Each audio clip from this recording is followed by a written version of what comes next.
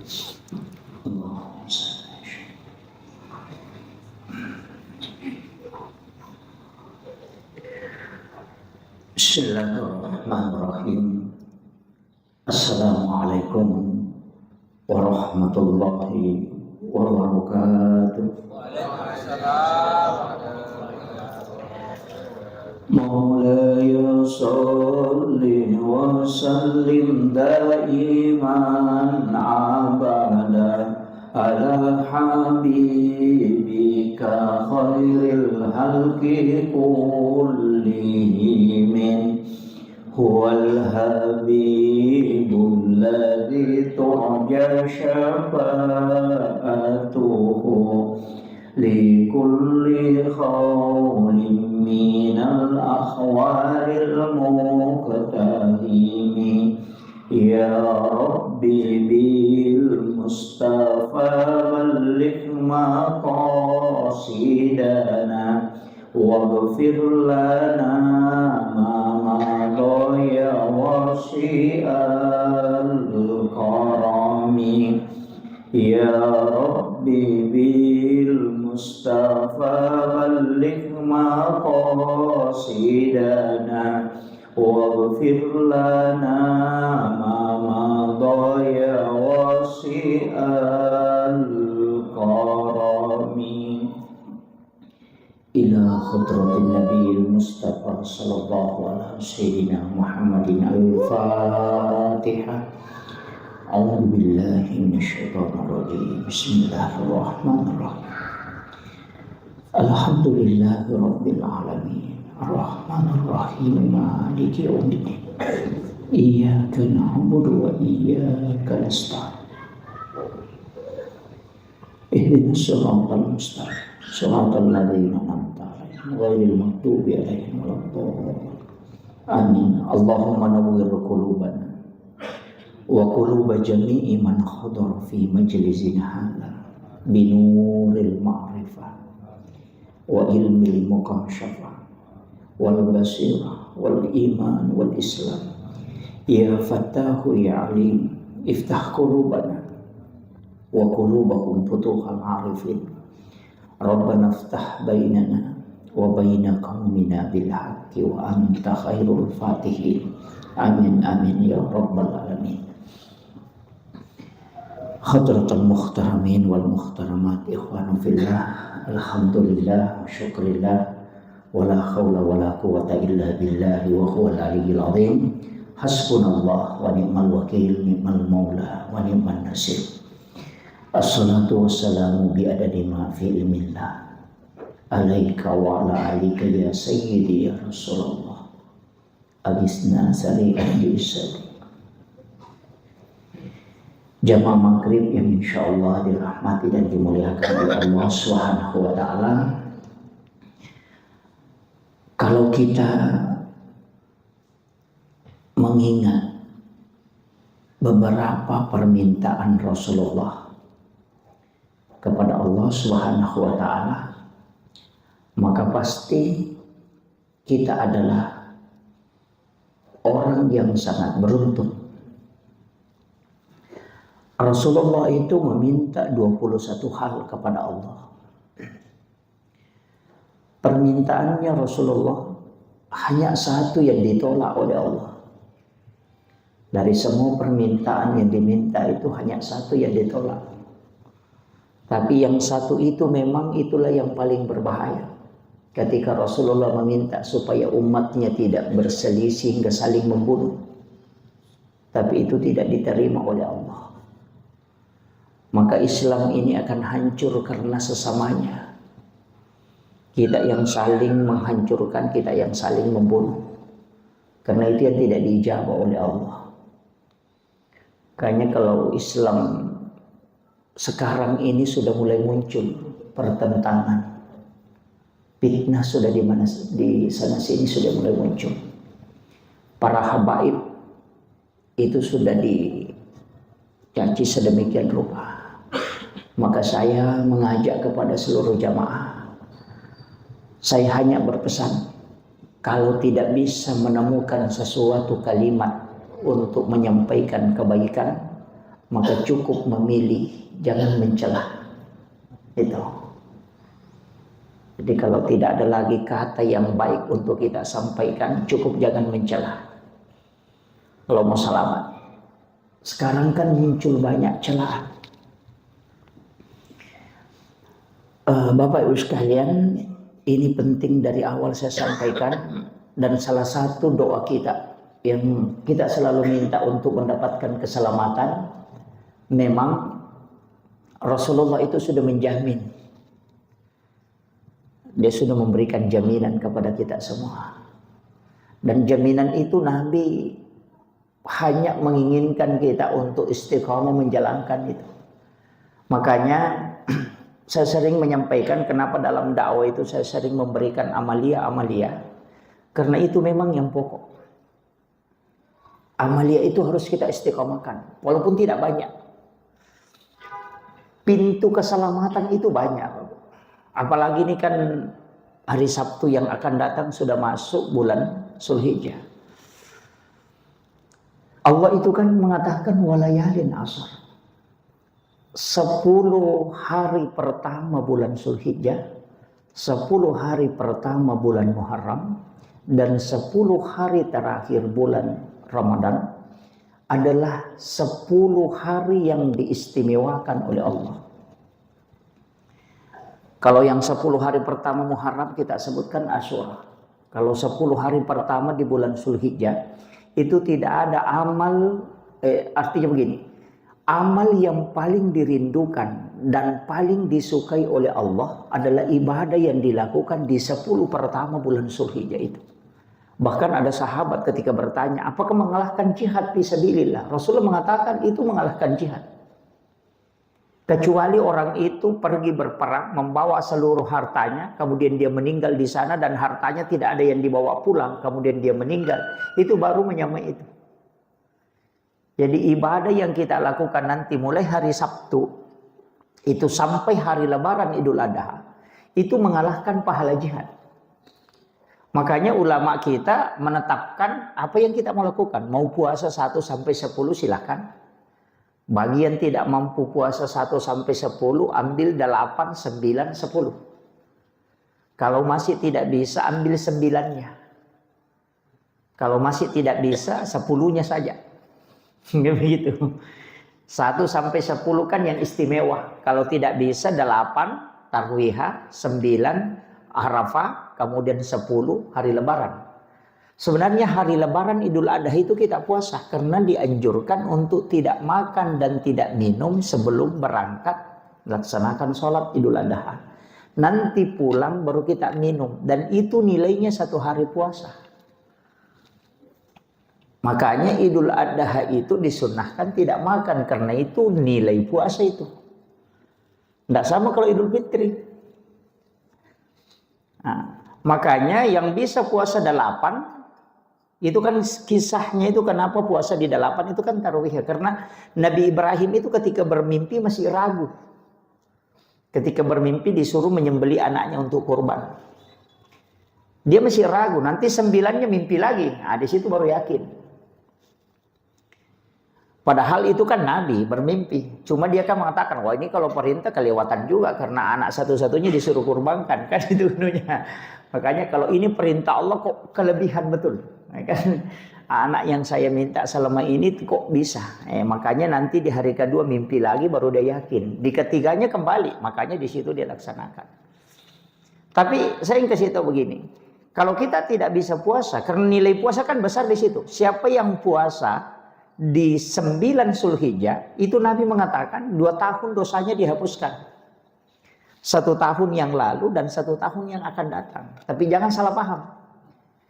Mengatakan kalau 1 tahun yang akan datang berarti bisa melakukan dosa. Kan sudah dihapus toh. Sebenarnya tidak begitu maknanya. 1 tahun dosa yang akan datang itu maknanya bahwa Allah menjaga kita untuk tidak melakukan dosa selama 1 tahun ke depan. Itu maknanya. Jadi bukan berarti bahwa kita berdosa kemudian tidak dianukan karena sudah dimampuni, tidak. Itu dijaga supaya tidak melakukan dosa. Makanya dikatakan dihapuskan, artinya dosa yang kau mau lakukan itu kau sudah dijaga di situ. Jadi kau mau membuat benteng untuk tidak bermaksiat, maka puasa di 9 Zulhijjah. Kita sebut dengan puasa Arafah. Tapi sebenarnya kalau dalam tasawuf bukan itu hakikatnya. Kalau dalam tasawuf itu tidak tidur pada malam ke-9 dan malam 10. Itu kalau dalam tasawuf. Karena kan 6 malam toh, malam 1 Rajab. Karena nurnya Rasulullah itu kan dimasukkan ke dalam perut ibunya Siti Aminah. Malam 9 Zulhijjah, malam 10 Zulhijjah, malam 1 Syawal, dan malam Lailatul Qadar. Kemudian setiap malam Jumat. Siapa yang tidak tidur pada 6 malam ini hanya beribadah kepada Allah, kalau dia meninggal pasti hilang di kuburannya. Itu amalannya. Hanya ulama-ulama tarekat itu ketika dimasukkan ke dalam lahat itu pasti hilang. Termasuk kan gurunya kita, guru beliau, Guru Taqi Abdul Rahman Amodali itu kan hilang. Saya dapat itu dari Guru Taqi Fathuddin Sukara karena dia yang memasukkan ke dalam lahat. Amalannya kan itu. Jadi 6 malam itu tidak tidur. Mulai dari maghrib sampai subuh. Apakah kita mengaji atau berzikir atau tafakkur, itu saja amalannya. Itu untuk mendekatkan diri kepada Allah. Siapa yang memuliakan 6 malam ini insya Allah, itu jemput langsung jasadnya di alam kubur. Jadi tinggal, biar bukan ulama. Kita kalau mampu, justru ustaz itu berat karena dia mau pergi khutbah. Kan mau khutbah Idul Fitri kan, mau khutbah Idul Adha. Karena malam 10 kan Zulhijjah, malam Lebaran. Di malam Lebaran itu kenapa malam 1 Rajab itu kan pintu langit dibuka setiap tahun itu. Malam 9 Zulhijjah itu juga pintu langit dibuka dan itu tidak tertutup sampai pagi. Makanya siapa yang bermunajah, makanya ruh di situ kan, ruhnya orang-orang soleh itu kan, para malaikat itu kan bolak-balik. Kayaknya banyak ulama kita itu memang jarang kita lihat kenapa apa amalan khususnya, cuma kadang dia sembunyikan, tidak mau kasih tahu. Saya itu tidak. Kalau ilmu, ada memang beberapa ilmu yang guru-guru mursyid kita itu mengatakan jangan buka yang seperti ini karena nanti orang salah paham. Ada beberapa. Jadi ada beberapa ilmu itu yang hanya disampaikan di dalam lingkup tarekat. Ini penting saya buka supaya kita tidak menyalahkan tarekat. Sekaligus juga orang-orang yang pernah mendengarkan itu tidak mudah menyalahkan.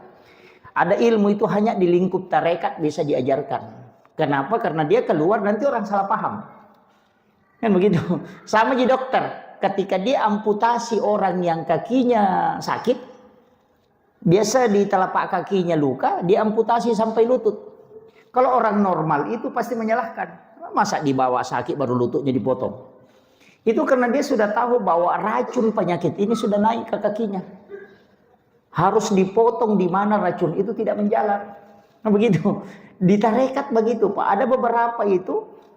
Makanya kenapa Rasulullah mengajarkan kita untuk sholat sunat itu dibawa pulang ke rumah kan. Bukan sholat fardu kan dikerjakan di masjid.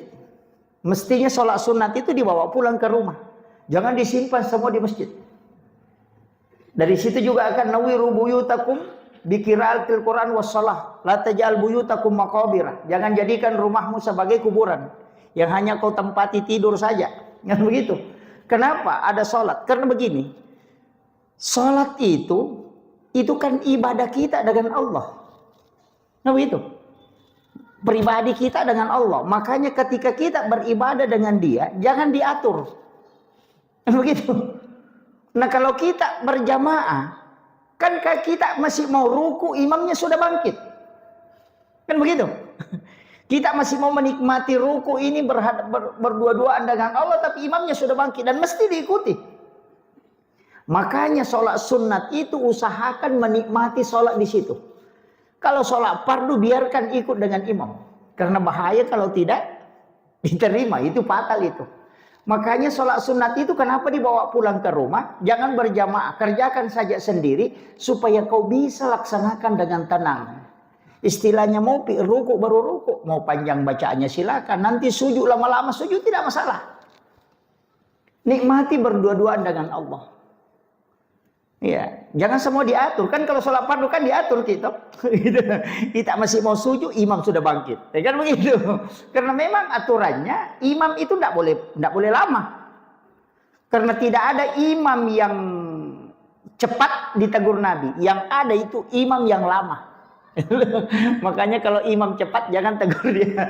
Nabi tidak pernah menyalahkan imam yang cepat, tapi Nabi hanya menyalahkan imam yang lama. Itu makanya kalau imam itu ya bacanya pendek-pendek aja ya, karena memang tidak semua orang kan, tidak semua orang bisa ini. Makanya ada sholat sunatnya.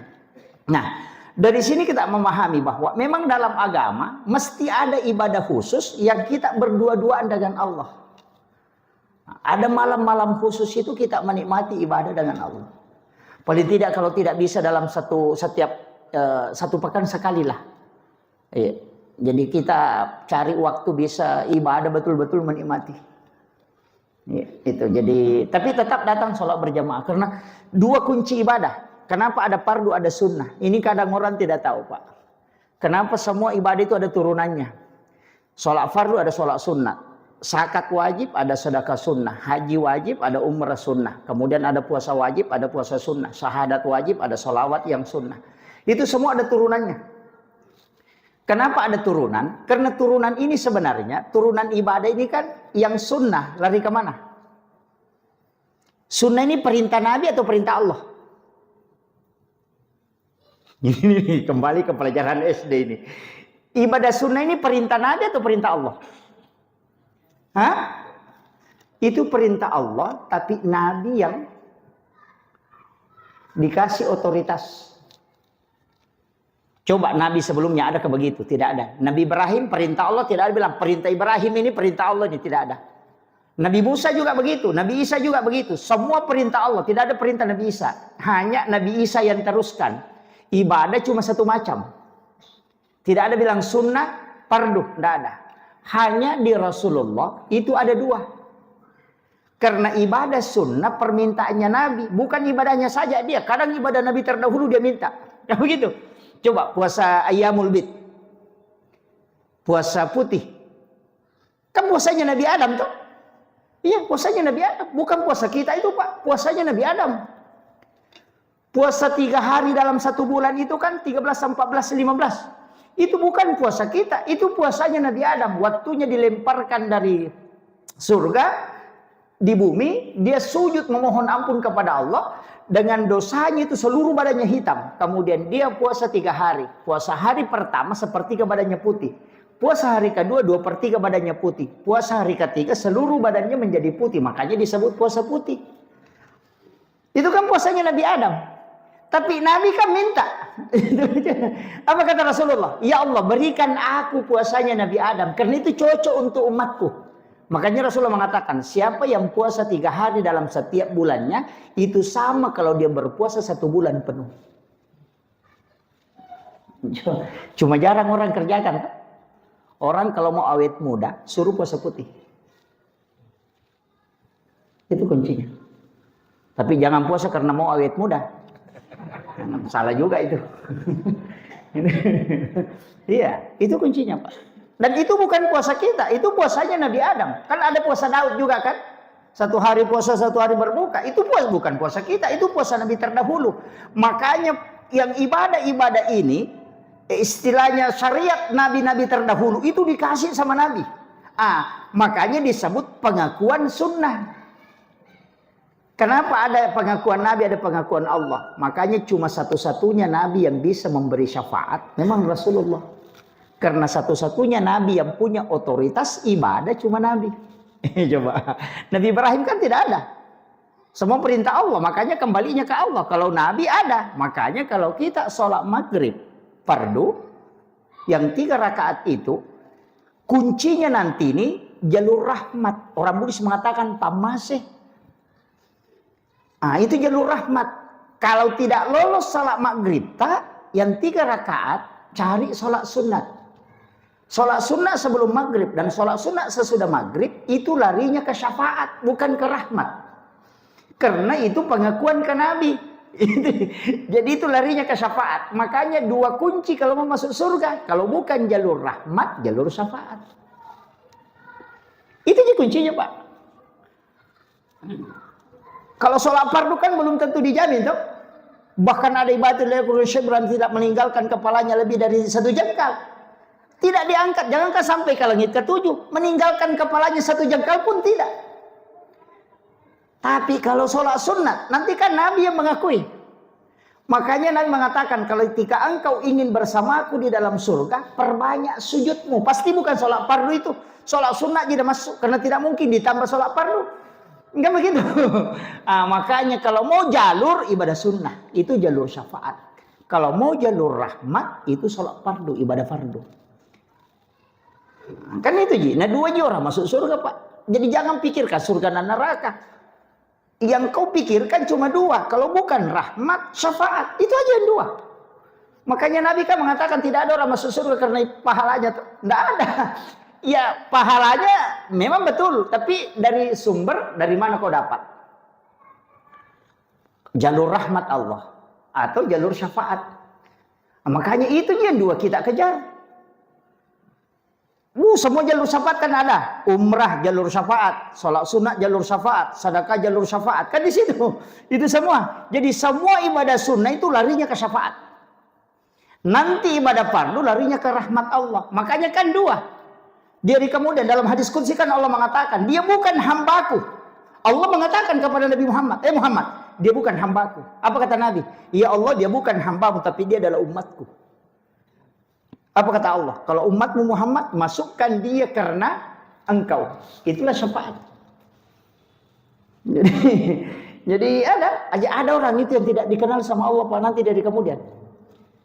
Allah tidak mau melihatnya, tapi Nabi mengatakan dia adalah umatku. Makanya kan wasyarafa darajata aliyata rafi'a wa bashu maqama mahmudan alladhi wa'adata innaka la tukhliful mi'ad. Itu keistimewaannya Rasulullah.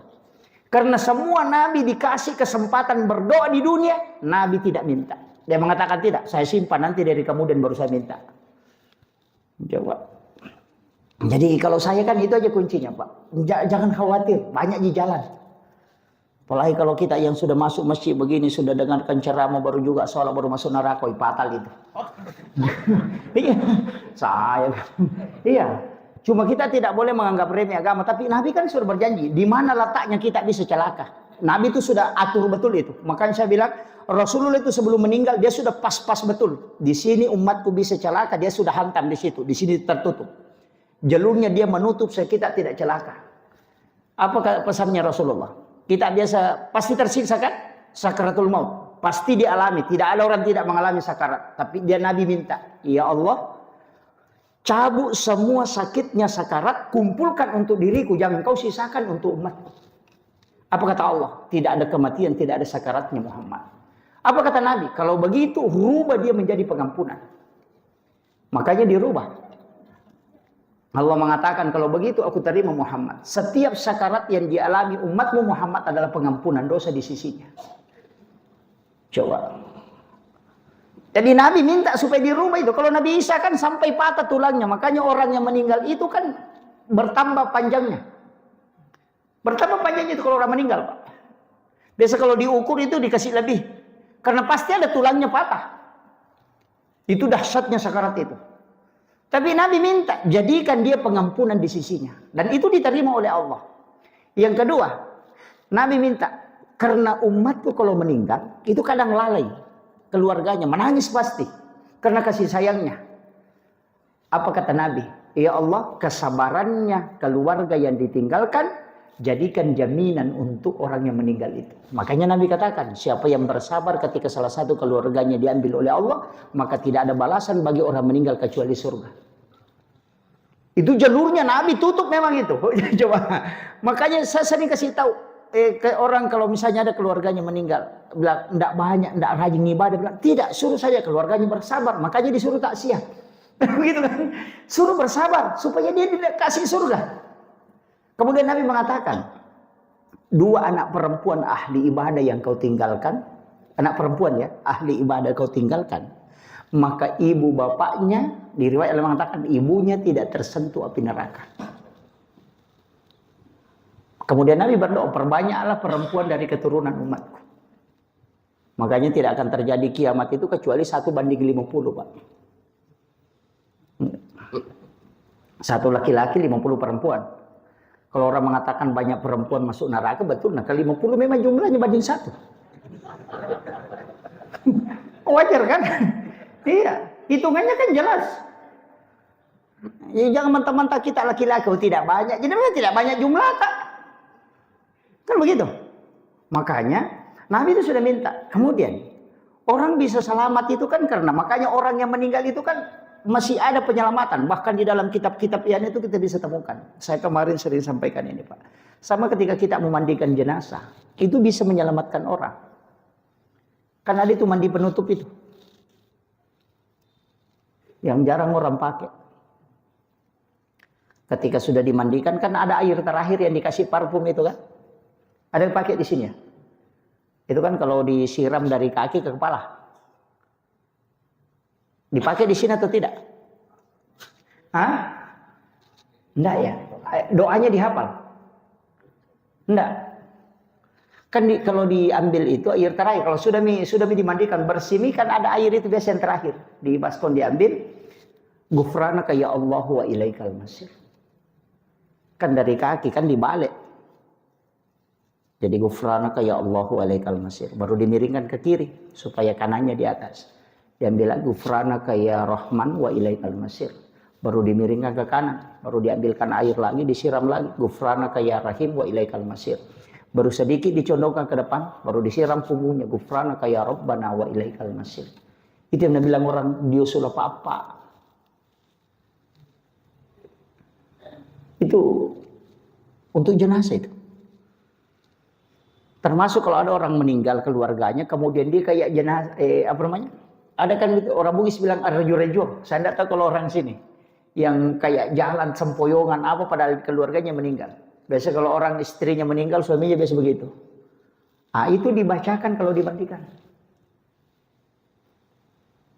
Biasanya kan yang mengganggu itu jingkarin. Jingkarin itu kan kita kan selalu bawa jin. Itu yang isinya bayangan ini kan jingkarin. Itu ada isinya. Yang bayangan ini kan jin, itu jingkarin. Semua orang pasti ada jingkarin. Rasulullah juga, cuma Rasulullah mengislamkan, makanya Nabi itu tidak ada bayangannya. Nabi tidak ada bayangannya. Karena jingkarinnya sudah diislamkan. Kemudian yang kedua, memang matahari tidak menyentuh Rasulullah. Sinar matahari tidak menyentuh Rasulullah. Makanya ditutupi dengan awan. Di mana Nabi berjalan pasti ada awan menutupi. Sebenarnya Nabi bukan Nabi yang dilindungi, itu matahari. Karena kapan Rasulullah tembus langsung dengan matahari, pasti matahari hancur. Karena nurnya itu dari nur Muhammad. Makanya Allah melindungi matahari dan menutupi awan ketika Rasulullah berjalan. Jadi bukan Rasulullah takut kena sinar matahari, tidak. Cuma Allah menjaga matahari. Itu karena nurnya. Jadi makanya ulama kita dari dulu itu pakai itu. Jadi kunci keselamatan itu sama di alam kubur. Nabi kan sudah sampaikan suratul mulk tabarakah. Termasuk suratul mulk itu kalau diamalkan Pak setiap malam, itu tidak akan hancur jasadnya orang di dalam kubur. Untuk tidak hancur jasad di alam kubur kan ada 5 amalan itu dipakai orang. Termasuk salah satunya suratul mulk. Yang kedua basmalah. Baca 100 kali setiap selesai sholat subuh. Rutinkan, baru penutup basmalah itu baru berdoa. Insya Allah tidak ada makhluk yang memakan jasadnya ketika dimasukkan ke dalam lahat. Basmalah aja bismillahirrahmanirrahim. Itu aja. Tapi amalkan 100 kali. Tapi jangan asal dibaca bismillahirrahmanirrahim. Itu jadi masalah. Bacalah dengan baik. Bismillahirrahmanirrahim. Sebenarnya kan ba itu apa? Sin itu apa? Mim itu apa? Kan dipakai itu. Tidak ada sesuatu yang tidak dimulai dari titik. Sin itu kan 3 perjalanan. Mim itu pasti kembali ke tanah. Kan itu. Ba itu kan bayanullah. Sin itu kan sirrullah. Itu kan dipakai. Makanya ulama kita biasa baca bismi itu pakai untuk membunuh jin itu. Biasa itu dipakai. Bismillah itu. Tapi saya tidak ajarkan itu. Sampai ke situ lah. Iya, ulama kita pakai itu karena dia tahu hakikatnya. Makanya kalau diterjemahkan itu kan, di makna itu lafsiah. Saya pernah pelajari sampai rambut itu rontok. Itu. Tapi janganlah, istilahnya hal-hal itu seperti itu dimasuk dalam ilmu hikmah. Kenapa basmalah ini istimewa? Karena memang dia bisa membagi semua, segala sesuatu. Itu basmalah itu luar biasa, Pak. Makanya Bismillahirrahmanirrahim, biar itu dia ambil zikir. Sampai orang tidak akan fakir ketika ia mengamalkan bismillah. Sama dengan mau tidur tuh bismillahirrahmanirrahim, bismillahirrahmanirrahim, bismillahirrahmanirrahim. Itu kan setiap ujung jari. Kaki dengan tangan kemudian dipusat. Itu 21 kali. Itu pencuri tidak akan naik ke rumah. Iya. Api tidak akan membakar rumahnya orang yang membaca itu. Dan jin tidak akan mengganggunya. Bismillahirrahmanirrahim. Cuma biasa orang karena malas saya terlalu lama banyak yang dipakai. Ada yang pakai ayat kursi kemudian dia tiupkan baru dia usapkan. Itu kan hadis. Fatihah, surah Al-Ikhlas, Al-Falaq, An-Nas, kemudian ayat kursi. Ada juga yang paling simple. Biasa kalau dia pakai tulisan. Masukkan jari telunjuk di langit-langit baru dia tulis namanya Umar dari bawah sini, pusat. Umar bin Al-Khattab. Itu tidak akan diganggu jin sampai pagi. Itu di kitab-kitab itu para ulama pakai. Sama kalau ada anak-anak biasa menangis tengah malam, tulis saja itu. Tapi jangan pakai spidol, Pak. Pakai jari telunjuk. Itu dipakai itu. Makanya Rasulullah mengatakan ketika Umar sudah melewati suatu jalan, jin tidak melewati situ. Itu saking takutnya jin itu sama Khalifah Umar bin Khattab. Makanya kita pakai itu. Kalau mau tidak, apalagi kalau perempuan misalnya dalam keadaan haid tidak bisa ini, ya cukup pakai itu. Anak-anak kita kalau biasa menangis tengah malam, masukkan saja jari telunjuk, baru tulis itu. Ditulis saja Umar bin Al-Khattab. Itu tidak akan diganggu jin sampai pagi. Berkahnya. Itu yang paling gampang itu. Jangan tulis bahasa Indonesia, tulis bahasa Arab ya. Kalau tulis bahasa Indonesia itu jadi masalah itu.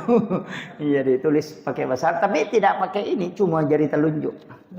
Bahkan ada yang pakai. Kalau bisa buktikan, Pak. Bisa kita cek. Kalau ada orang kerasukan nah sudah diruqyah berulang-ulang, tulis di air yang dia mau pakai mandi. Iya. Jadi ambil air di baskom, kemudian tulis itu di air. Umar baru mandikan itu, jinnya akan keluar. Dan itu yang paling gampang sebenarnya.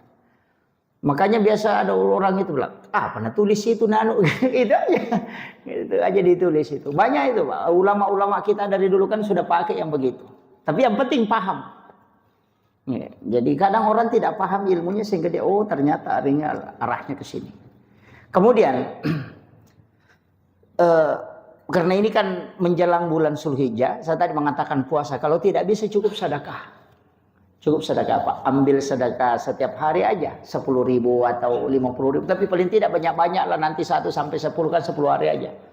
Jadi jangan nanti hari lebaran baru sedekah. Tidak. Mulai dari 1 sedekah memang sampai 10. Karena itu amal yang paling dirindukan oleh Allah. Paling dicintai. Kemudian kalau tidak bisa sedekah, cukup istiqomahkan membaca Al-Quran. Kan banyak gitu, baca Al-Quran. Kalau tidak bisa sholat sunnah, pokoknya cari sholat sunnah. Duha misalnya istiqomahkan. Sholat malam istiqomahkan. Sampai 10 malam. Kalau hanya sampai 10 berhenti itu aja. Kan itu yang disukai oleh Allah. Amal di situ. Sebenarnya semua amal disukai, cuma ada waktunya paling disukai oleh Allah. Itu tadi yang 10 pertama itu. Cuma kadang-kala kita istilahnya ada ulama juga mengambil semua, tapi kasar yang penting mana yang tidak terlalu memberatkan lah. Kalau sedekah setiap hari kan tidak. Tapi ada juga orang bilang susah itu sedekah, kita saja yang kekurangan ya cukup zikir, baca Al-Quran kan tidak ada modalnya. Itu aja. Ya, cuma memang harus kita cerdas ibadah, Pak. Ada beberapa pembagian ibadah itu. Saya sering ceramah itu sampaikan. Ada waktunya kita mengaji, ada waktunya kita sholat, ada waktunya kita berdoa, ada waktunya kita istighfar, ada hari-hari tertentu bisa. Enggak. Kenapa? Karena memang Allah yang tentukan. Allah yang tentukan sendiri. Waktu itu Allah yang tentukan, Pak. Sebelum maghrib itu kan dilarang sholat. Ya kan? Sesudah asar itu makanya tidak ada sholat sunat. Di situ waktu zikir. Makanya disebut zikir pagi dan petang. Di situ. Jadi Allah yang minta memang zikir kok di sini. Jangan kau mengaji. Jangan kau sholat. Menjelang matahari tenggelam, saya sampaikan, baca 4 surah. Kalau kita apalagi di sini kan pasar. Tuh. Kebanyakan orang mencari istilahnya menjual apa? Baca 4 surah. Wasyams walaili, qul a'udzu birabbil falaq, qul a'udzu birabbin nas. Itu aja dibaca kalau sudah mau tenggelam matahari. Sebenarnya penjual kalau jam 5 tutup maki. Kalau penjual jam 5 itu tutup maki supaya jin tidak masuk ke dalam rumah. Karena jin itu berkeliaran kalau sudah jam 5 lewat sudah mulai keluar. Karena matahari ketika sudah memerah itu jin sudah keluar. Jin itu keluar. Yang ada di pohon keluar, yang ada di rumah keluar. Karena dia mau menyembah matahari. Makanya disebut tanduk setan. Anak-anak kita disuruh masuk ke rumah. Supaya dia tidak terpengaruh dengan jin. Makanya anak-anak bermain di sore itu jangan. Dia kasih tahu suruh masuk ke rumah. Jendela ditutup. Pintu disuruh Nabi tutup. Supaya jin tidak masuk.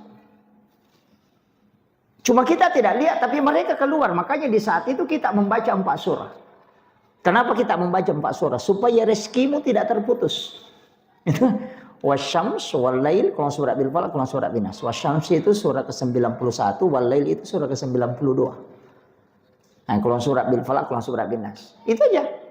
Kalau enggak hafal baca aja di HP. Kok mana HP kita baca? Gampang tuh. Iya, 4 surah itu istiqomahkan Pak. Insya Allah rezeki kita itu seperti air hujan, tidak akan terputus. Itu dia kuncinya. Kemudian, kalau sudah salat maghrib, jangan ki mengaji. Kalau sudah salat maghrib, jangan ki mengaji. Rugi ki. Salat ki. Biar kita hatamkan 30 juz, tidak akan menyamai pahala orang yang salat 6 rakaat sesudah salat maghrib. Coba khatamkan 30 juz kita. Kan tidak mungkin kita baca 30 juz itu antara maghrib dengan isya, tidak mungkin. Kecuali si mampu termas. Seorang waliullah yang bisa menutup kepalanya berhadapan dengan imam Masjidil Haram, ditutup surban, kemudian dia beriadah, kemudian membaca suratul Fatihah sampai qul a'udzu birabbin nas. Itu pas azan isya, pas selesai qul a'udzu birabbin nas langsung azan isya. Berarti 1 jam dia khatamkan 30 juz. Memang namanya ada atwalul waktu itu, Pak. Kalau di kalangan para wali. Di situ diakui bahwa beliau adalah wali Allah. Itu di kalangan wali ada. Kan ada alam itu. Bilang alam apa itu, Sas? Itu lanjut, bukan. Orang bermimpi bisa bolak-balik dari Jakarta padahal hanya 10 menit tidur. Kan begitu. Pernah bermimpi ke Jakarta, ke Makassar. Melihat dirinya sampai Makassar belanja, sekalinya bangun nih sampai di Majene. Padahal tidurnya cuma 5 menit, tapi dia dari Makassar. Kalau perjalanan mungkin 8 jam. Tapi karena alam tidur, ada alam dan itu kita melihat. Itu alam yang ditempuh para wali. Cuma dia terbuka, kalau kita tidak, masih terhijab. Nah itu, tinggal itu yang mau dibuka. Kalau kalangan wali itu kan terbuka di situ. Kalau kita kayak saya ini, ulama di sini mungkin banyak orang tua kita yang bisa tembus ke alam-alam itu. Kalau seperti saya ini masih jauh sekali, masih belajar aja. Sejauh ulama-ulama kita itu seperti Guru Taqi Abdurrahman Ambodale. Bahkan ada beberapa wali itu yang pakai sholat sunat musafir. Setiap dia takbiratul ihram itu sudah sampai. Karena ada yang pakai itu. Makanya kenapa sholat sunat musafir dipakai? Ketika dia takbir itu dia sudah sampai. Saya dapat muridnya Guru Taqi Abdurrahman Ambodale itu di Kendari. Ceritakan langsung. Bahwa beliau Pak Ustaz membacakan kitab di hadapan saya. Jadi dia kasih kitab, saya tidak bisa baca. Dia bilang, pergi mau mengajar di situ. Dia bilang, apa dia mau diajarkan? Nah, kitab gundul dan tidak bisa dibaca. Tidak ada ditahu. Dia bilang, bawa misalnya. Kalau mau kau mengajar, bangun kau sholat malam 2 rakaat, sholat hajat, baru kau buka itu kitab, kau pelajari. Jadi dia bangun sholat 2 rakaat, dia buka kitabnya, ada tuh Guru tak duduk di depannya. Dia bacakan, baca ini maknanya, ajarkan sampai di sini saja dulu. Kau ajarkan. Jadi sampai khatam itu kitab, baru berhenti Guru. Dia mengatakan sudah meninggal guru tak di Mangkosok, masih bolak-balik. Itu kalangan wali. Kan kita punya di Sulbar ini banyak sekali Pak, guru tak Kiai Muhammad Tahir Malapio, itu luar biasa. Bukan wali sembar. Wali-wali itu kan tidak mati di sisi Allah. Kalau orang meninggal Pak, itu ruhnya yang mengatur jasad. Kalau orang hidup, jasad yang mengatur ruh. Itu kan bedanya. Makanya kalau mau koneksi dengan orang yang meninggal wali, apanya dikirimi? Bukan jasadnya, ruhnya. Tapi kalau orang hidup, ruhnya, jasadnya. Begitu. Makanya orang hidup kalau mau dipanggil, ditelepon. Kan di chat, datang ke sini. Ditelepon karena yang mengatur ruhnya adalah jasad. Tapi kalau orang meninggal, jasadnya itu diatur oleh ruhnya. Makanya kalau kita orang meninggal itu dibaca ila ruh. Tapi saya tidak bongkar ke situnya, jangan. Carilah ulama-ulama kita banyak di sini yang bisa mengajarkan itu. Kemudian tadi saya mengatakan, tapi di sini banyak berkurban kalau kurbannya. Banyak yang berkurban ya. Kurban itu Pak tidak ada standar maksimalnya. Yang ada itu standar minimal. Ini yang banyak orang tidak pahami. Kurban itu tidak ada standar maksimal, yang ada standar minimal. 1 ekor kambing itu 1 nama. 1 ekor sapi minimal 7 nama. Maksimalnya. Ya standarnya situ ya. Jadi standarnya itu tidak ada ke atas, tidak ada. Makanya 1 ekor sapi 1 orang bisa. 10 sapi 1 orang bisa. 100 sapi 1 orang bisa. Yang paling rendah jadi di stok di bawah 7 nama 1 ekor. Di situ di stok. Ke atas kita benih. Begitu. Makanya Nabi Ibrahim itu berkurban berapa potong? 1000 ekor unta, 1000 ekor kambing, 100 ekor unta. Sendirinya. Tidak ada orang Majene berkurban 1000 unta, 1000 kambing. Tidak ada ya. Belum ada. Makanya orang kaya jangan keep 7 nama. Sendiri tak di situ. Kan begitu. Pedangkas sapi, lo tahu betul 5 cila tak cididin. Kan begitu. Kadang pedagang sapi bor 40 sapinya baru pergi tuh Pak ambil 1 nama, ambil 1 ekor. Pak Camat 1 ekor. Ya kan begitu. Pak Desa juga. Iya, mestinya begitu Pak. Jadi standar maksimal itu tidak ada.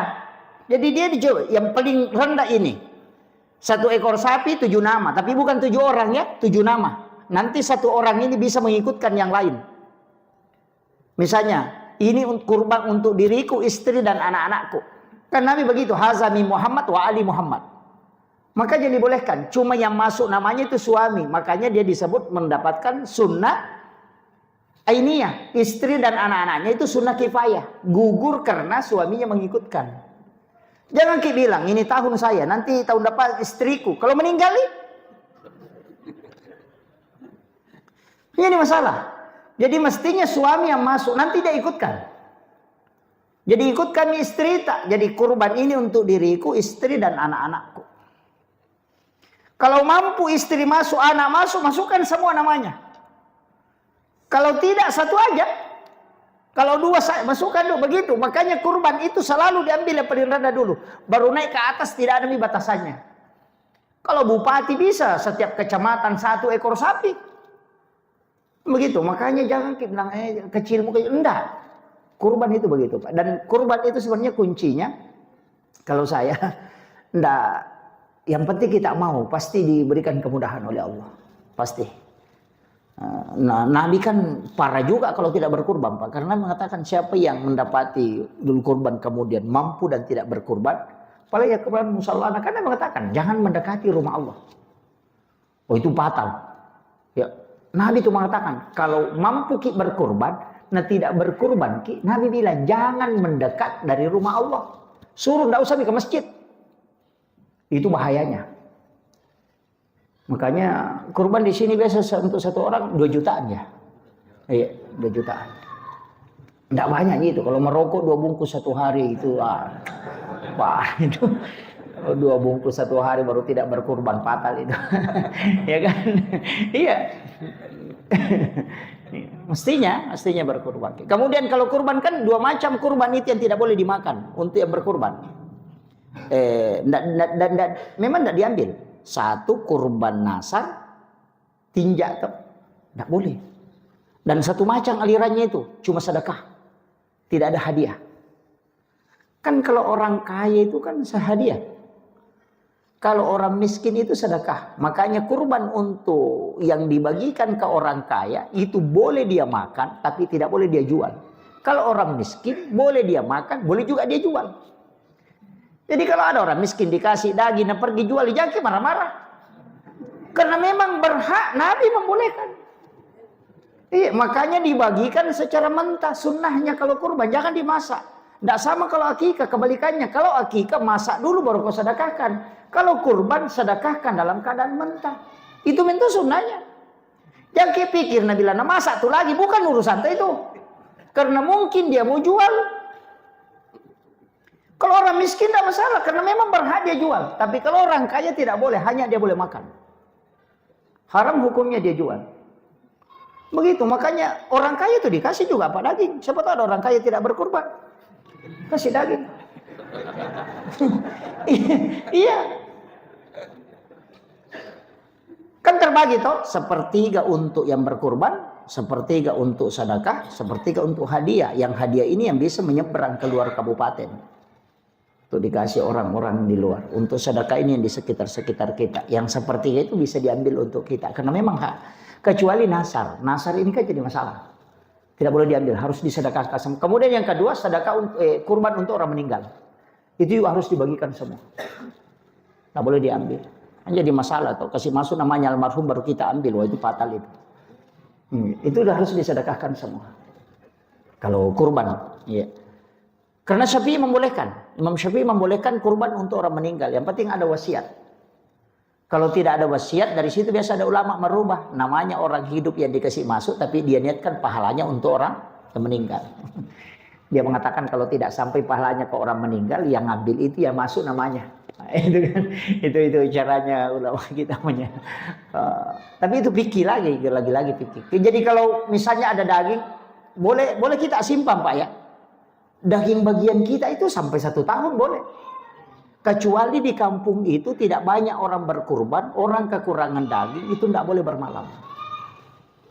Makanya di awal-awal itu Nabi melarang. Nanti lama-lama baru Nabi bolehkan bermalam. Ketika sudah banyak orang berkurban. Makanya hadis ini berlaku selamanya. Ketika di kampung itu sedikit orang berkurban. Ada 300 orang dan 2 ji sapi dan sembeli orang. Jangan kasih bermalam daging tak. Sedekahkan semua. Tapi kalau banyak ji. Tidak apa-apa. Dikasih masuk di freezer. Iya, tidak apa-apa. Yang penting bagian tak sepertiga. Karena ada yang mengatakan, wah kalau kurban masa diambil, nah sudah disedekahkan. Tidak, begini. Itu kurban, kan Allah bilang, manja'abil hasanati falahu asyru amsaliyah. Setiap satu kebaikan dibalas menjadi 10. Nah 1 ekor sapi kan disembelih. Dikali 10 berapa ekor sapi? Kan 10 sapi tuh. Berapa nama yang masuk? Kan 7. 10 ekor sapi dikasih keluar 7 ekor. Masih ada 3 ekor. Makanya sepertiga untuk setiap satu bagian. Karena masih ada hadiah tak di situ. Kan setiap 1 ekor sapi yang disembeli Allah lipat gandakan menjadi 10 ekor. Nah begitu, makanya setiap satu nama itu dapat 1 ekor sapi. Nah masih ada 3 kan 10, masih ada 3 tahu. Yang 3 inilah yang mendapatkan sepertiga itu tadi, dagingnya masih ada di sisa. Kecuali nasar, nah, bagikan semua. Mana yang dimasuk nasar? Kan biasa orang begini. Dia mau jual mobil. Insya Allah kalau mobilku laku, saya mau berkurban. Itu nasar atau niat? Nah, nasar. Kalau dia bilang, misalnya kalau ku terima gajiku, mau kak berkurban. Nasar itu terlalu niat. Nasar. Yang mana mimpi niat? Kalau nasar semua. Hah? Enggak. Kalau nasar itu Pak menetapkan rezeki baru ibadah. Kalau mengharap rezeki untuk ibadah itu niat. Beda. Semoga laku rumahku. Kalau laku mau kak berkurban. Itu niat. bukan nasar. Kalau laku di mobilku mau kak berkorban, itu niat, bukan nasar. Kalau naik di nanti padiku mau kak berkorban, itu niat, bukan nasar. Nanti berubah jadi nasar kalau dibalik. Nah beli orang mobilku 100 juta, berkorban kak, itu baru nasar. Jadi menetapkan jumlah rezeki untuk ibadah, itu menjadi nasar. Kalau berharap rezeki untuk ibadah, itu niat. Bedakan ya. Jadi orang kadang tidak bisa bedakan. Kalau bilang, kalau laku di rumahku mau kak berkorban, itu niat gitu, bukan nasar. Tapi kalau bilang, kalau nak beli orang 200 juta rumahku berkorban kak. Kalau nak beli orang 199 juta dia nak korban. Karena kurangi 1 juta lah seke. Tahu gitu. Iya, makanya Nabi melarang orang banyak nasar karena dia bilang di ibadahnya orang kikir. Iya. Bukan dilarang nasar Pak, bukan. Dilarang banyak bernasar. Karena nanti mau beribadah ketika ada yang diberikan oleh Allah. Itu kuncinya. Ini sudah masuk Isya ya? Hah? Ini panitia kasih mati jamnya. Ini jam 1 itu baru mau belum jam 6. Oh ini sudah setengah 8, ini hampir setengah 8. Ya. Jadi sudah masuk Isya ya? Masuk? Belum? Jam berapa Isya? Hah? Oh setengah 8. Iya. Jadi kuncinya kan di situ Pak. Jadi saya kasih tahu. Nasar kan di situ aja. Kalau nak beli orang mobilku 200 juta berkurban, Kak, itu nasar itu. Nasar itu enggak boleh, harus dibagikan semua. Iya. Kemudian ini penting untuk panitia. Tidak ada upah sembelihan, itu diharamkan. Enggak boleh. Kadang kan kalau orang menyembelih dikasih upah kan? Enggak boleh, diharamkan itu. Makanya enggak boleh dikasih, bilang tawana Pak Gere uluna. Kepalanya kan dia dikasih itu. Itu enggak boleh. Tapi sedekah itu dibolehkan. Makanya ketika dia bunyi upah, maka dia haram. Tapi ketika dia bunyi sedekah, justru itu sunnah. Makanya penyembeli itu dikasih bukan kedudukannya sebagai upahnya, tapi sebagai sedekah. Jadi kan biasa orang Bugis bilang, tawana Pak Gere. Nggak biasa begitu. Artinya bagiannya penyembeli, itu tidak boleh. Kalau kita mengatakan kasih sedekah daging, itu boleh. Karena memang ada sedekah itu sepertiga.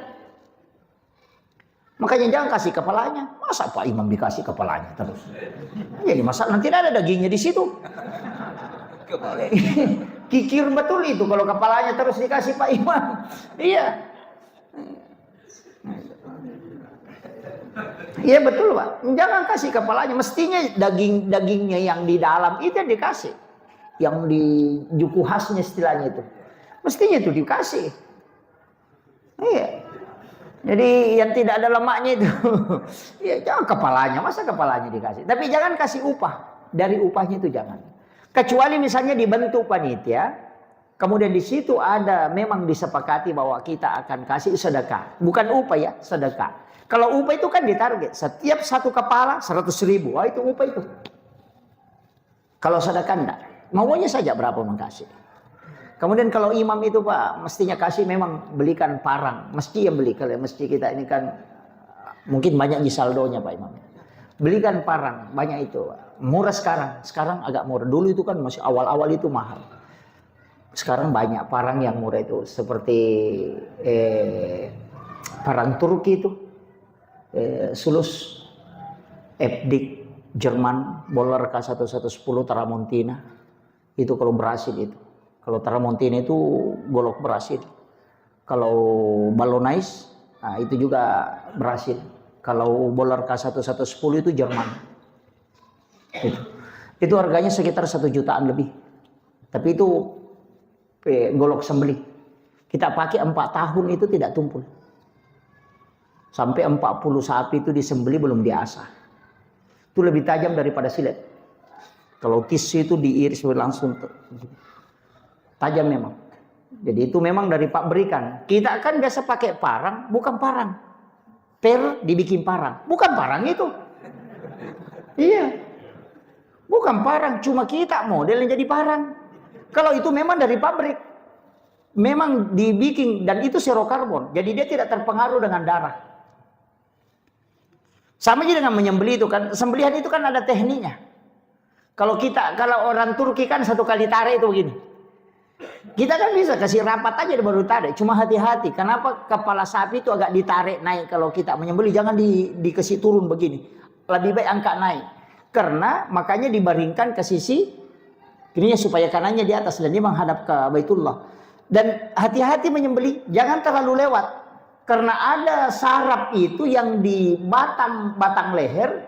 Yang putih itu yang dua yang di atas di sini. Yang tembus ke kepalanya. Sarafnya. Jadi itu yang bahaya itu kalau itu yang putus. Makanya tidak boleh dikasih putus itu. Itu diatur betul itu. Yang diputus itu jalur makanannya, kemudian dua di sisi kiri kanan. Itu yang diputus. Jangan coba-coba putus yang di atas yang putih itu. Yang di bagian sini itu yang uratnya yang agak besar sedikit itu. Satu agak besar, satu kecil. Sohak namanya itu tidak boleh diputus. Karena kapan diputus itu, kalau orang makan dagingnya itu mencret. Itu makanya hati-hati juga menyembelih, tidak sembarang itu. Iya. Jadi makanya penyembelih itu kan kalau ditarik kepalanya sedikit, nah itu lebih aman karena dia kan tertarik ke belakang, nah, supaya kita sembelih di depan. Gitu. Jangan sampai terlalu tajam pisaunya, pokoknya nongdir sini tarik ke belakang, wah itu fatal itu. Itu ada itu memang. Jadi itu diatur dalam kitab fikih. Ini kemudian. Pembagian ini yang sering saya anukan.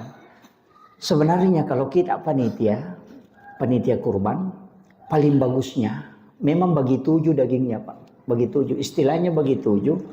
Kaki depan sebelah kanan, dagingnya diambil langsung dibagi 7. Kaki kirinya, kaki depan kiri itu dibagi 7. Hatinya dibagi 7. Kaki belakang juga dibagi 7 dagingnya. Jadi pas lepas kakinya ambil memang dagingnya baru dibagi 7. Jadi 7 kelompok ini mendapatkan semua bagian daging anggota tubuh sapi secara utuh. Kadang-kadang kita cuma kumpul tuh. Dikumpul saja, sudahnya itu baru ditimbang. Ada nih yang ambil daging bagus, ada yang tidak. Padahal sama-sama beratnya. Itu jadi masalah.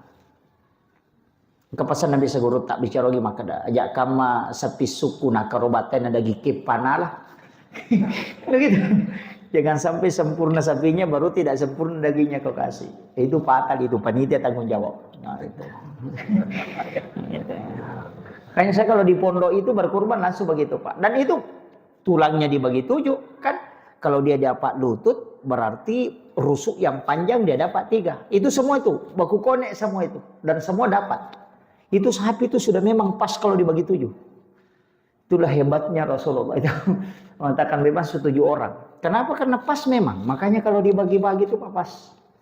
Makanya kalau tidak mau tersiksa begitu. Sebenarnya dia bilang tersiksa tidak. Lepas kaki depannya langsung ambil dagingnya. Bagi 7 memang nih. Dianukan dibagi 7 kelompok. Lepas nanti lagi dibagi 7. Jadi tinggal diisi itu terus. Hatinya dibagi 7, bawahnya dibagi 7, yang alosin itu dibagi 7, diiris sama supaya semua pokoknya memang utuh satu kelompok satu sapi dia dapat, ada semua dagingnya di situ. Begitu. Nah, nanti kalau sudah selesai ambil kertas nomor 1 sampai 7, baru disimpan di daging, baru kasih juga kayak orang arisan, baru suruh cabut. Kalau nomor 1 tunjukkan itu dagingmu, supaya bukan dia yang tunjuk. Adakah yang pintar melihat di sini saya berdiri ini nanti mau kau ambil. Itu jadi masalah. Kalau begitu di lot udah berapa kau ambil menumu itu sana dong. Itu supaya tidak ini kan kadang-kala kita kalau berkurban apalagi sekarang kan orang sering kesini di Facebook itu kesini ini curang ini fatal itu Pak. Itu ibadah sekarang kan banyak yang memantau. Makanya saya bilang hati-hati juga. Kemudian ini sudah masuk Isya. Saya ingin kasih tahu, ketika masuk bulan Zulhijjah dan kita mau berkurban, disunnahkan untuk tidak bercukur dan juga tidak memotong kuku. Sunnahkan. Rasulullah mengatakan karena anggota tubuhmu itu ingin melihat kurbannya. Dan ketika orang berkurban dia datang ke situ, seluruh dosa-dosa yang ada dalam tubuhnya itu berguguran. Itu kuncinya. Makanya disunnahkan untuk tidak memotong supaya dosa itu lepas. Itu kuncinya. Tapi mau berkurban ya. Kalau tidak dia. Makanya kalau mau menyembelih itu diundang hadir. Padahal di situ paling bagus Pak. Cuma tidak mesti. Tapi kalau ambil berkahnya datang Ki. Jangan nanti mau bagi-bagi orang baru datang. Sebaiknya kalau mau disembelih datang Ki. Nanti ketika imam simpan pisaunya di bawah leher binatang itu, kita berdiri di situ. Kalau tidak baca inna sholati wa nusuki wa mahyaya wa mamati lillahi rabbina inni wajjahtu wajhiya lillazi. Cukup ketika dia kasih naik, niatkan memang, ya Allah mudahkan rezekiku, panjangkan umurku sehingga saya bisa berkurban tahun depan. Karena itu doanya sebelum darah menetes di tanah itu sudah sampai. Maka dia guru tanya komelo kumala do papalampe sunga, ya ko makan ripi sona imangnya tokangnya mudapi tu makaroba topiam. Itu doa panjang umur itu. Minta pada saat itu. Mega kata nasi gere nih. Pagi pite ulah. Itu jadi masalah itu. Kalau mau ambil berkahnya hadir, tapi tidak mutlak harus. Dia tuang kalau mesti hadir itu jadi masalah juga. Tidak, apalagi kalau misalnya orang berkurban orang Papua, baru di sini sembelih naik pesawat itu bolak-balik itu fatal itu. Satu ekor sapi itu habis. Jadi kuncinya begitu, usahakan. Kemudian yang terakhir saya ingin sampaikan begini. Tadi saya ingin menyampaikan bahwa ada beberapa doa Rasulullah. Tapi ada satu hal yang saya ingin sampaikan, jangan tinggalkan Pak. Sesibuk apapun kita, itu sholawat. Sholawat. Dari semua ibadah yang ada. Kalau saya Pak, biar istighfar itu tidak bisa mengalahkan sholawat. Karena orang bersholawat itu sudah ada istighfar di dalamnya. Hakikat sholawat itu kan sebenarnya pengampunan. Allahumma sholli ala Sayyidina Muhammad wa ala ali Sayyidina Muhammad. Kalau dibaca satu kali, itu dilapor dulu ke Allah. Ada malaikat yang antar itu. Yang diantar ke Allah, itu langsung dibalas oleh Allah 10 kali. Balasannya Allah itu bukan Allahumma sholli. Allah itu kan innallaha malaikatahu yusholluna 'alan nabi. Itu salawatnya Allah ke orang yang bersalawat. Itu pengampunan. Nah, satu kali saja salawatnya Allah ke kita itu sudah cukup dunia akhirat. Nah, 10 kali. Coba. Kemudian yang kedua, apa salawatnya malaikat? Malaikat juga bersalawat. Itu malaikat memohon kepada Allah supaya kita diampuni dosa-dosa kita. Makanya salawatnya malaikat ampunan. Salawatnya Allah rahmat. Setelah itu ada yang dikirim ke Nabi. Karena tidaklah seorang bersalawat kepadaku kecuali malaikat itu mengantarkan. Jadi diantar ke Rasulullah dan itu tercatat nanti menjadi syafaat. Coba. Makanya satu hal jangan tinggalkan, salawat. Kalau tidak ada zikir yang kita baca yang lain jangan nih. Yang penting ini salawat.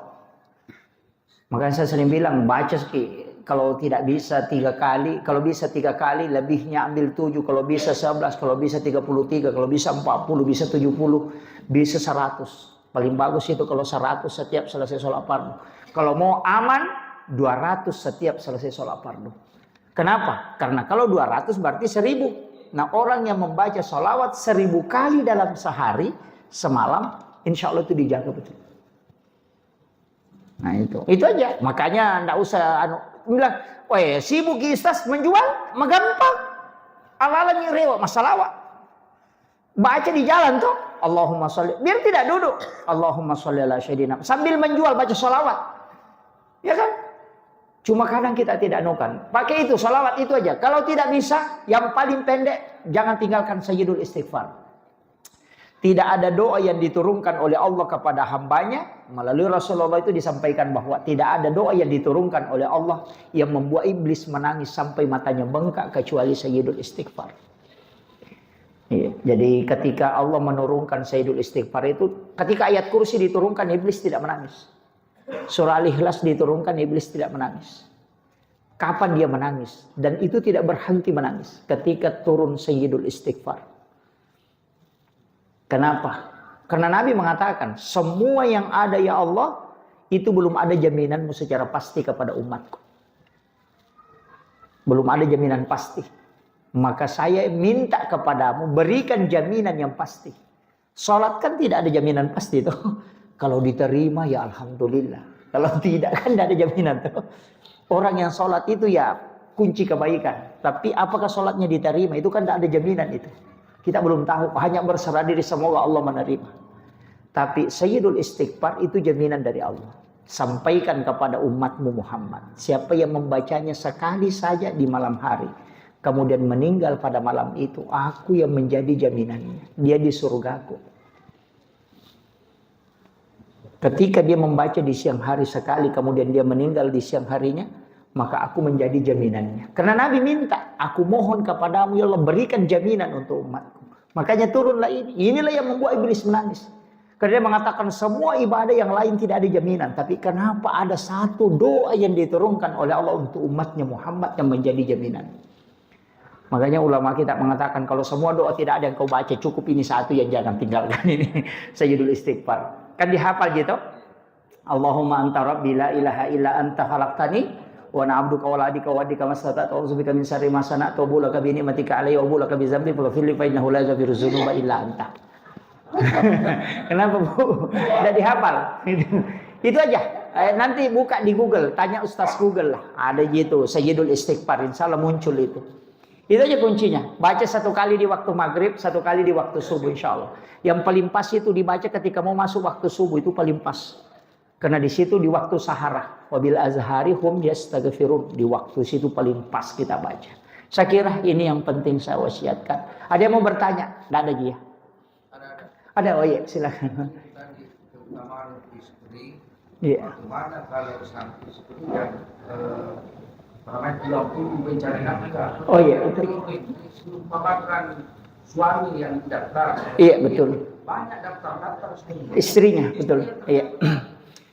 Di dalam kitab ulama Syafi'iyah itu mengatakan kurbannya istri itu hanya untuk dirinya. Sedangkan kurbannya suami itu bisa untuk diri istri dan anak-anaknya. Jadi biar istri yang mencari nafkah tetap kedudukannya sebagai istri, tidak pernah berubah jadi suami. Makanya yang masukkan suami. Walaupun yang mencari nafkah adalah istri. Iya. Masuk kami suami nanti dia ikutkan. Kecuali dia nasar mesti istrinya masuk. Kalau nasar. Iya. Itu aja kuncinya Pak. Saya pernah tanyakan itu. Bilang bagaimana kalau istrinya PNS. Baru suaminya tidak ada kerjanya. Nah, gitu. Apakah harus istri yang masuk? Namanya bilang tidak. Tetap suami. Nanti dia ikutkan istrinya. Karena dia gugur itu ikut ke suami. Itu berkahnya seorang suami. Karena sebenarnya begini. Kurbankan. Saya kan begitu Pak, kalau dikasih tahu sesuatu itu hadis belum langsung menerima. Saya selalu cari, tidak mungkin tidak ada jalurnya ini, kenapa ada hikmahnya, pasti ada hikmahnya. Jadi saya selalu cari, pasti ada hikmahnya. Nanti saya cari apa kaidahnya, kenapa laki-laki terus? Nah padahal istrinya capek-capek cari kerja, di suami istrinya, baru suami tinggal saja duduk-duduk, baru namanya masuk, baru istrinya dapat kipayah, baru dia dapat air. Wah fatal juga ini suami. Ternyata ada satu hal Pak yang kita lupakan. Kalau ingin masuk surga memilih pintu mana saja, salah satu syaratnya keridhaan suami. Keridhaan suami. Makanya ketika istri mencari nafkah, kemudian dia masukkan suaminya nama, bukan namanya, di situ bisa dia dapatkan keridhaan suami. Kan itu. Jadi bukan pintu itu aja bisa dia selamat. Itu kuncinya. Saya bilang itu luar biasanya agama kita itu. Artinya istri itu kan di situ. Biar tidak berkorban. Kalau dia cari baru kasih suaminya, suaminya ridho dengan itu, oh itu dia bisa memilih pintu surga mana yang bisa dia masuki. Itu kelebihannya itu. Masih ada Pak? Tidak ada ya? Oh iya ada.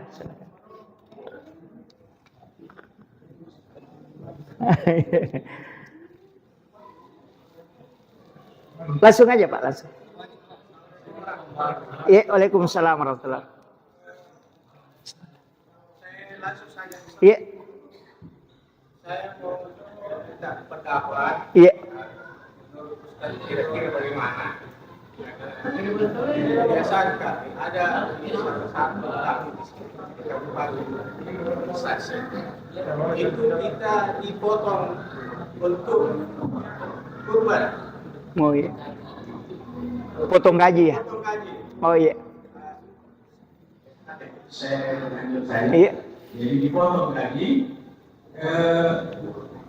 Ada yang berpendapat bahwa itu bagian Nasar. dari nazar. Nasar, iya betul. Tapi sebagian juga Takkan bukan. bukan. Oh iya. Jadi ini bagaimana menyikapi itu sehingga yang tetap pasti dipotong. Iya betul. Iya, kasih. Saya langsung jawab ya. Begini, di fikih Syafi'i itu kitab Al-Um, kalau menetapkan dengan iuran per bulan itu masuk nasar. Makanya yang berpendapat itu nasar, memang dia pakai standar di fikih Syafi'i. Tapi saya baca di beberapa kitab ada pengecualian. Yang masuk nasar ketika ditetapkan iuran, kemudian sapinya sudah ada sebelum masuk di bulan Zulhijjah. Makanya gampangnya kalau mau selamat begini, kalau iuran dikumpul setiap bulan, jangan dulu beli sapi. Nanti masuk bulan Zulhijjah baru beli sapi, itu tidak menjadi nasar. Itu kuncinya. Nah, makanya itu hati-hati juga itu Pak, ketika misalnya beli sapi ini tahun, nah bilang tahun depan mau kurban kami. Nah kasih besar itu jadi nasar itu. Jadi kalau di fikih Syafi'i itu, makanya kalau mau selamat, kalau dikumpulkan uangnya, iurannya per bulan, jangan dulu cari sapi. Nanti masuk bulan Zulhijjah baru cari sapi, itu tidak kena nasar. Itu kuncinya. Jadi bukan mengakali ya, tapi saya kasih tahu kuncinya di fikih itu. Sama Pak nih. Ini juga banyak. Tidak boleh berkurban di tanah wakaf. Itu tidak boleh. Tanah wakaf untuk masjid, tanah wakaf untuk kecuali tanah wakafnya untuk peruntukan sosial. Kalau wakaf masjid itu tidak boleh. Makanya mengatakan berkurban di pekarangan masjid wakaf itu tidak sah kurbannya. Itu ada itu. Ada. Tapi kita kan tidak masyhur dengan itu kan. Saya dulu dapat. Oh ternyata betul ada pendapat begitu. Bahwa berkurban di tanah wakaf masjid itu tidak boleh. Karena diperuntukkan untuk masjid. Kecuali dia wakaf sosial itu boleh ditempati. Tapi ada ulama membantah. Syafi'i itu kan ketat Pak di situ. Kalau Imam Syafi'i itu ketat betul. Kalau yang lain kan masih membolehkan. Saya itu sering baca-baca, oh di sini ada yang membolehkan. Sama aja dengan kurban nasar. Kalau sapi itu tidak boleh dimakan. Ada pendapat itu mengatakan boleh. Jadi kalau fikih ya pasti begitu Pak. Ada yang mau mengambil amannya ya begitu. Makanya kalau iuran Pak kasih begitu. Kasih tahu itu bilang nanti masuk bulan Zulhijjah baru cari sapi. Gitu. Iya. Saya kira itu masih ada ya? Iya, tapi. Iya. Iya. Bukan kurban lagi. Iya. Saya hanya ingin menyampaikan bahwa kalau saya tidak salah paham, salah tangkap bahwa semua ibadah kita lakukan Tuhan akan mau. Iya betul. Tapi kadang-kadang kita lupa. Iya. Lupanya begini, misalnya ketika kita selesai salat, ada sikir-sikir yang masing-masing ibadahnya beda-beda. Iya. Sebagai contoh, kalau kita mampu upaya atau ayatul kursi salat. Iya, betul. Setiap selesai salat, Iya. insya Allah itu katanya Pintu surga dengan iya. kita itu hanya kematian. Kematian. Betul. Iya. Artinya karena kita selalu baca itu, kita ingat supaya kematian kita masuk surga. Iya. Kalau sesungguhnya kita kan Rahmat. mencari Allah. Iya. Mohon Ya. Iya, kasih. Waalaikumsalam. Begini. Sebenarnya pertanyaan ini simple. Tapi kalau kita mau jawab dengan 3 tingkatan itu agak berat. Karena ibadah itu simpun ya'budunallah ila khaufilallah. Jadi angkat tahu ada orang beribadah itu karena takut. Ada orang beribadah itu karena mengharap balasan. Ada orang beribadah itu karena rahmat. Sama aja begini. Ada pembantu bekerja karena ingin digaji. Ada pembantu bekerja karena takut dipecat. Ada pembantu bekerja karena memang dia sayang dengan majikannya. Yang takut dipecat, pasti kalau tidak ada bosnya, dia semalas-malas. Kalau begitu, iya. Tapi yang pengen gaji pasti bekerja keras kalau bisanya, wah nanti besar gajinya ini, kerja keras lagi. Kalau tidak ada gajinya, malas-malas. Nah, kalau orang memang cinta kepada majikannya, tidak digaji ataupun digaji itu bukan persoalan. Yang penting bosnya itu senang. Tapi kadang orang seperti itu lebih besar bonusnya dibanding dengan gajinya. Sama dengan Allah. Ketika dia menjanjikan pahala satu ibadah, itu sebenarnya mengajak orang supaya termotivasi bagi yang malas. Kan begitu? Ya ini malas. Bagi orang yang, kan ada orang begitu. Apa anunya? Kan biasa begitu. Bilang pergi kau duluan itu. Berapa gajiku? Kan biasa begitu. Semua transaksi itu sebenarnya Allah juga, Pak. Allah juga. Surga itu kan Allah yang janjikan. Cuma kadang-kala kita berpatokan ke situ. Kadang lupa. Tapi itulah umatnya Rasulullah. Pasti lalai, ada kelalaian. Dan kita semua begitu. Kadang-kadang saya itu ceramah sering menyampaikan motivasi-motivasi itu. Karena kadang orang malas kerjakan kalau tidak tahu. Sekarang kan begitu. Tidak sama dulu. Kalau umatnya Nabi Muhammad. Nanti kan belakangan baru dikasih tahu. Ini padilanya begini. Padahal nanti padilanya banyak muncul yang lain. Tapi itu tidak salah. Karena sama ji anak-anak ketika disuruh ke sekolah, sebenarnya dikasih tahu kalau ranking 1 kok nanti ku balikan kau sepeda. Sebenarnya bukan sepeda itu yang pokok, cuma kita ingin kalau dia belajar. Bukan sepedanya yang pokok, kita mau kalau dia pintar, cuma harus dijanji supaya dia belajar. Kan begitu. Allah juga begitu, begitu sayangnya dengan kita, dia janji kita supaya kita datang. Itu kuncinya, Pak. Jadi sebenarnya tidak salah juga.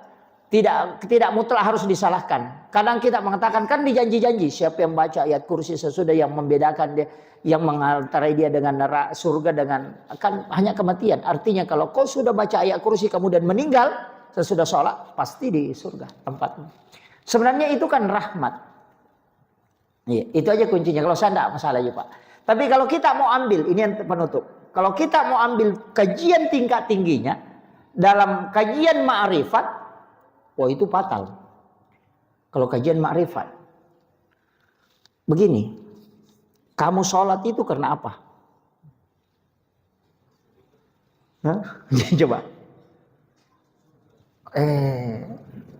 Surga itu kan makhluk. Neraka itu kan makhluk. Kalau kau sholat karena surga, berarti kau sholat karena makhluk. Maka itu musyrik. Musyrik kan? Coba. Jadi kalau kau sholat karena takut sama neraka, berarti kau takut sama makhluk, bukan sama Allah. Kalau kau sholat karena ingin masuk surga, berarti kau sholat karena makhluk. Karena surga dan neraka itu bukan khalik, dia makhluk. Karena kalau dia makhluk, siapa yang beribadah bukan karena Allah, maka dia musyrik. Maka orang yang beribadah sholat karena surga atau takut neraka, maka dia musyrik. Jadi dia nanti masuk neraka. Oh itu fatal itu. Itu dibahasakan. Makanya saya bilang kalau konteks ma'rifat itu agak berat. Makanya ulama yang tidak masuk ke situ kan selamat juga. Kita yang begini dijanji-janji tidak masalah. Karena Nabi yang menjanjikan. Makanya kita pakai jalur syafaat. Makanya saya bilang jalur rahmat itu Pak nanti susah. Kita masuk surga ini kalau mau pakai jalur rahmat, oh itu berat itu. Makanya kita lari ke syafaat lah. Kalau tidak bisa syafaatnya Nabi, nanti syafaatnya ulama. Makanya kirimkan Fatihah Guru Haji Muhammad Tahir, Iman Lapi, kirimkan Fatihah wali-wali yang ada di sini. Nanti kita masuk ke benderanya itu. Karena ulama masuk surga itu bisa memberi syafaat kepada murid-muridnya. Makanya kirimkan Fatihah, nyantol aja ke situ. Nanti kita ikut di bisnya ulama itu istilahnya. Kan Nabi mengatakan di antara umatku para wali itu masuk surga dengan bisa memberi syafaat kepada yang lain. Murid-muridnya kan bisa disebut. Makanya saya di NU Hadratus Syekh Hasyim Asy'ari, saya kirimkan Fatihah. Kenapa? Berharap nanti jadi santrinya, bisa diikutkan di situ. Guru Haji Abdul Rahman Ambodale. Kalau kita mau ikut dengan pahala kita, mau jauh sholatnya saja 5 menit baru tidak. Gosip setengah jam itu bangkrut itu Pak. Nah, kan begitu. Iya, itu kan begitu. Tapi nanti jalur rahmat, jangan putus asa Pak. Itu kuncinya, jangan putus asa. Jadi itu tadi. Kuncinya begini. Terakhir ini anunya, kuncinya begini. Jangan pernah berputus asa dari rahmat Allah. Itu aja kuncinya. Artinya kalau berputus asa kan mengatakan, oh ya bagaimana kalau enggak. Jadi yang maksudnya terlalu berbaik sangka bahwa Allah akan menyelamatkan, Rasulullah akan menolong aku. Itu aja kuncinya. Karena berbaik sangka itulah yang mendatangkan rahmat. Sama aja orang yang sering kena musibah itu kalau mau jalan. Dia bilang, ya musibah lagi. Apalagi kalau musibah begini hidupnya. Tidak ada lagi rezeki. Tidak ada betul rezekimu itu. Nah, biasa begitu. Baru mau jalan lain tidak ada rezeki ini. Memang tidak ada rezekimu karena kau sudah yakini. Karena Allah bilang, saya ada pada sangkaan hambaku. Jika dia menyangka aku baik, maka baik. Makanya berbaik sangkalah terus supaya kau selamat. Itu yang banyak kena musibah ya hari anu lagi ini musibah betul itu. Maka talepus itu talepus tuh karena kau sangkamu begitu. Nah, begitu. Makanya Allah kan mengatakan, aku ada pada sangkaan hambaku. Yang itu nak ada guru tak ajar berhamana modal.